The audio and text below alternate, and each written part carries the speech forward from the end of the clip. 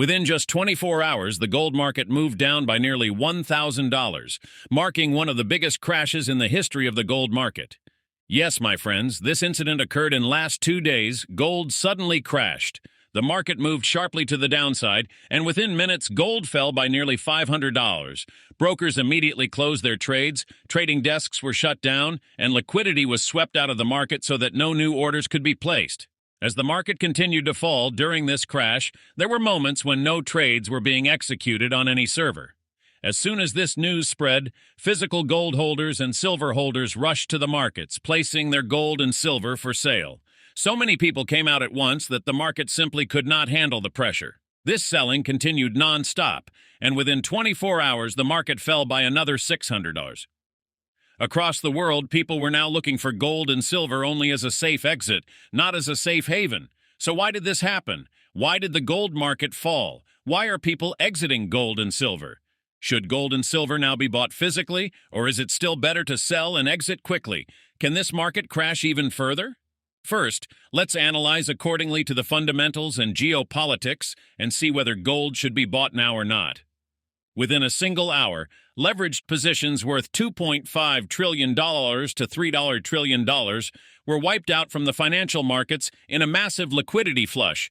Now the critical question is, in the coming week, will the gold market move down to fill its gaps, or will it attempt to target new all-time highs driven by fear, uncertainty, and doubt? FUD. Let us decode one of the most critical moves in financial market history. During the first month of Jan 2026, the gold market created new all-time records. Driven by fear, uncertainty, and doubt, gold moved upward toward the 571 level. Renowned financial analyst Charles Dow once gave a very important learning lesson. When everyone is buying in the market, be cautious. When everyone is selling, that is the time to buy. The gold market first observed an all-time high near 5,671.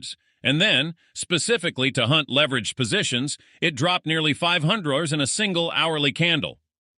Around $3 trillion was wiped out from the market. Stop losses were hunted, positions were forcefully closed, accounts were washed out, and retail traders suffered massive losses. According to Dow theory, when everyone is buying, extreme caution is required. A large number of our valued viewers sense the risk in time, manage their positions, and minimize their losses. In an interview, Federal Reserve Branch Officer Daniel Martinez stated that members within the Fed are divided. Some members favor interest rate cuts, while others support pausing the rate cycle. He expressed concern that the Federal Reserve is facing serious challenges related to unemployment. According to economists, unemployment is rising rapidly due to the tech industry slowdown and job wipeouts in the banking sector. This will increase uncertainty and doubt, keeping gold prices supported on the upside. Martina described the recent dump as a healthy correction, stating that after such a massive upward rally, the market needed to breathe. He also pointed out that the gold market has left several gaps below, and for a healthy correction, gold may move down to fill those gaps, allowing the market to stabilize, flush weak hands, and retain only institutional buyers and long-term investors. Economists believe gold prices may reach the $6,000 level in the coming days. Martina also stated that during the recent dump, big players and smart money booked profits.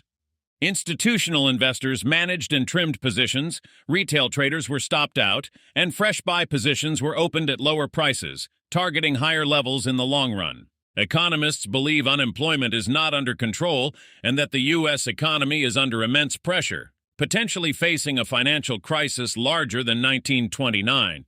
They also believe China's role will be extremely important going forward. The People's Bank of China and the Chinese government are buying gold in large quantities, but their financial stance suggests they prefer buying on dips. According to economists, China may use its policies to push gold prices lower, fill gaps, and accumulate from the bottom. Martina believes that gold's upward rally will continue in the long term due to geoeconomic issues in the U.S. economy. He stated that although U.S. policies are trying to stabilize economic weak points, market sentiment remains panic-driven.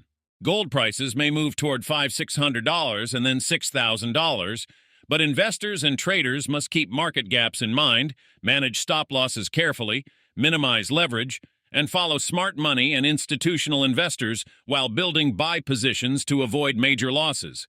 Currently, the situation in Iran is unstable. Another U.S. naval fleet has entered the Persian Gulf, and Iran continues military exercises in the Strait of Hormuz. China, Russia, and Iran may collectively challenge the U.S. economy. Tensions are rising between the U.S. and Venezuela, Greenland, Europe, India, China, Canada, and Mexico. Europe has signed a major trade agreement with India. The UK Prime Minister is on an official visit to China. China and Canada have finalized a trade agreement.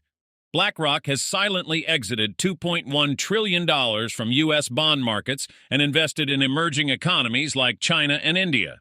The U.S. previously injected $8.3 billion in liquidity, published nearly $20 trillion, and after printing money, provided Japan with an economic stimulus package to protect its bond market.